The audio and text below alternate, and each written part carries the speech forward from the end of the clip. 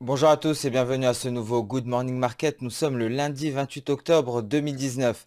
La séance de vendredi s'est terminée en territoire positif pour les indices américains portés par l'optimisme lié au conflit commercial. Alors en effet, il semblerait que nous soyons très proches d'un accord partiel, hein. C'est une information, hein, qui a été relayée par Washington, confirmée également par Pékin samedi. Donc visiblement, une détente, hein, sur le volet commercial qui pousse les indices à la hausse, mais également les pétroles. Concernant le Brexit, nous devrions prendre connaissance de la décision des 27 membres de l'Union européenne concernant une prolongation, hein, de quelques mois concernant le Brexit. Alors il semblerait que la France ait donné son accord et ce serait donc pour une prolongation flexible. Donc concrètement, le Royaume-Uni pourrait sortir de l'Union européenne avant la date limite, hein, de ce report qui se veut être flexible. Alors pour le moment, nous allons passer directement sur la plateforme X-Station 5, étant donné que le calendrier économique, hein, est relativement allégé aujourd'hui, hein, mis à part les stocks de détail aux États-Unis à 13h30, la balance commerciale à la même heure et l'indice manufacturier Fed de Dallas à 15h. Nous aurons donc un discours de Mario Draghi, le dernier discours du président de la réserve de la Banque centrale européenne en tant que président de l'institution à 16h. Alors, nous allons débuter par une analyse du billet vert, donc le dollar index qui représente le billet vert face à un panier de 6 devises majeures. Donc le billet vert qui, en milieu de séance vendredi, a retrouvé des couleurs pour venir tester sa Tenkan. Donc aujourd'hui, le billet vert est en léger repli. Alors cette vigueur, hein, du dollar américain a entraîné l'euro-dollar à l'intérieur de son nuage en données journalières, franchissant le support des 1,11,040, hein, donc cette SSB.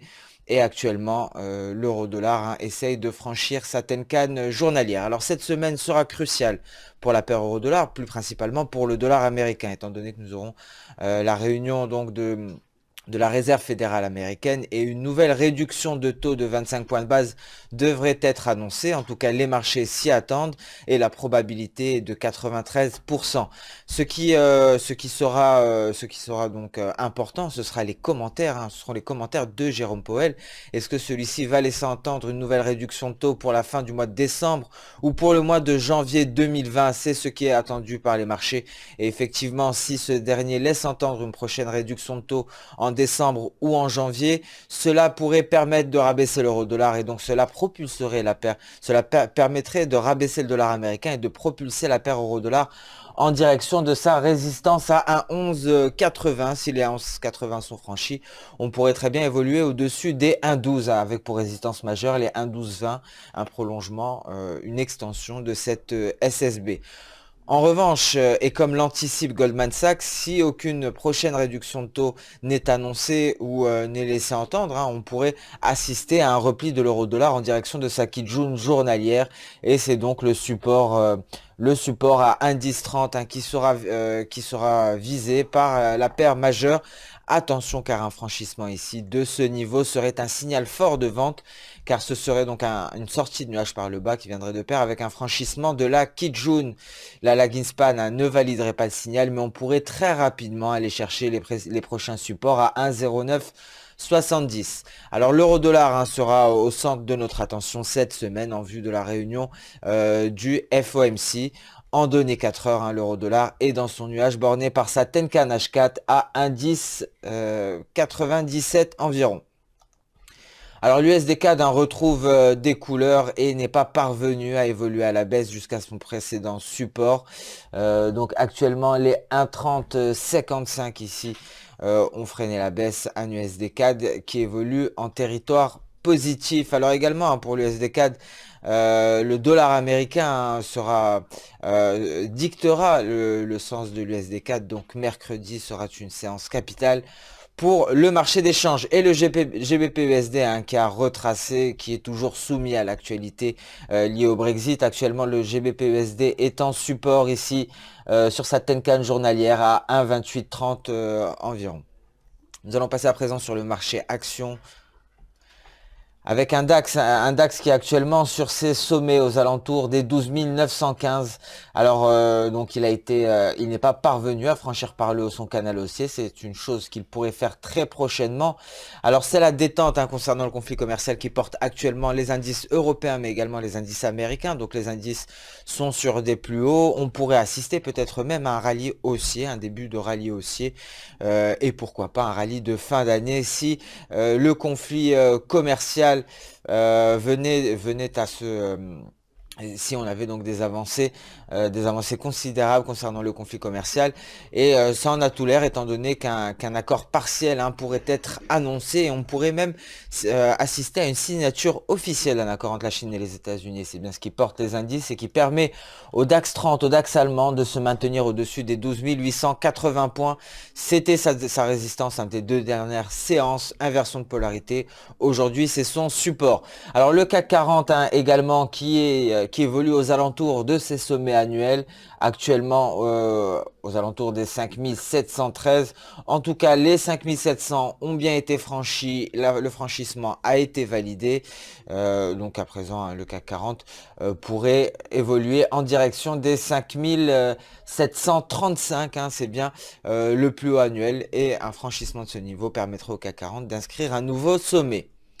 Les indices américains également hein, ont progressé, et encore une fois, hein, c'est cette détente hein, du conflit commercial qui rassure les investisseurs. Donc c'est un retour à l'appétit pour le risque, et cette façon nous allons le voir également sur l'évolution des cours de l'or. L'or qui nous avait donné un signal vendredi, mais celui-ci a retracé à la baisse. Hein. Vous pouvez le voir, vendredi, nous avons eu des indices américains qui évoluent en territoire nettement positif, et cela est dû aux déclarations de Washington, des déclarations qui ont été confirmées par Pékin. Donc notamment ici l'US 100, une belle progression haussière qui s'est vue freinée par sa résistance à 8035 points. Même topo hein, pour l'US 30 qui se voit aujourd'hui confronté à sa résistance, la résistance des 26 995, non loin des 27 000 points. Sur le marché des matières premières également, le conflit commercial hein, qui a dominé. Et ici, nous avions un signal, hein, une tentative de sortie de nuage par le haut concernant le gold, une tentative qui a été avortée. Hein, cela est dû à un retour de l'appétit pour le risque, et c'est ce conflit commercial hein, qui a permis à l'or de réintégrer son nuage avec la formation de cette mèche supérieure. Alors en effet, il ne restait plus qu'un obstacle à la lagging span avant de nous donner une validation du signal. La lagging span venait de franchir des chandeliers japonais Satenkan, il ne restait plus que la Kijun. Nous avons assisté par la suite à un retour de l'appétit pour le risque, et donc un retracement de l'or qui est revenu se placer à l'intérieur de son nuage journalier. Donc voici hein, ici cette hausse qui a été immédiatement retracée à la baisse sur ce chandelier H4. Les pétroles également, suite à la détente hein, du conflit commercial, ont progressé à la hausse et se sont confrontés à leur résistance concernant le WTI. Ce sont les 56,70 $. Et par la suite, hein, nous avons donc les 56,80 $, cette SSB journalière. Donc de résistance ici pour les pétroles, le retracement à 38,2% de Fibonacci, mais également la SSB journalière. Et c'est bien cette zone de résistance qui renvoie le pétrole WTI à la baisse. Le café avait donc également affiché une progression haussière assez conséquente hein, pour venir chercher ici son niveau de SSA journalier. Hein, l'USDBRL, hein, quant à lui, ne cesse de se replier. C'est ce qui permet au café ici de retrouver des couleurs. Un café qui n'est pas parvenu à intégrer son nuage journalier et qui a légèrement retracé. Nous garderons donc avec attention le franchissement ici de cette résistance à 99,50 $.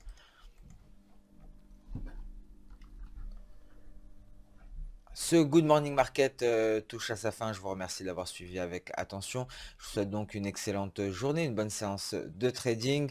Je vous donne rendez-vous dès demain pour un nouveau point marché. En attendant, n'hésitez pas à liker, commenter ou même partager cette vidéo.